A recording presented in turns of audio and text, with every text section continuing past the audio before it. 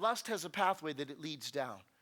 Because a desire, you can't, see, there's so much. All that our world is throwing at us from day to day, all that's in our culture, it's constantly drawing us. I mean, all you have to do this afternoon is sit and watch the football game.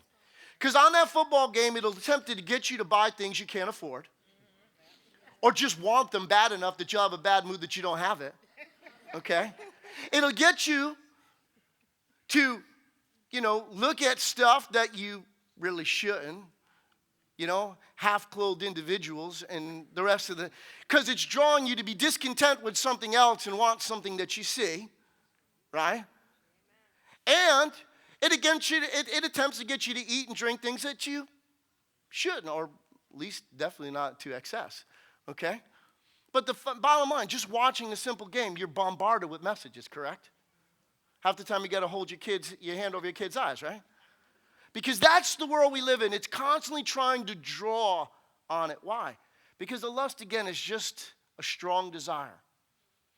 And see, in what the world as we know it, what happens is the enemy attempts to draw on things what's naturally intended for good.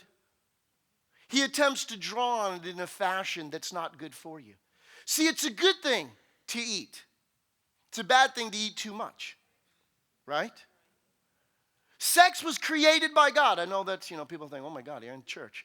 Okay, yes, sex was created by God, but in God's manner, it's a beautiful and wonderful thing. But outside of God's parameters, it brings a world of hurt.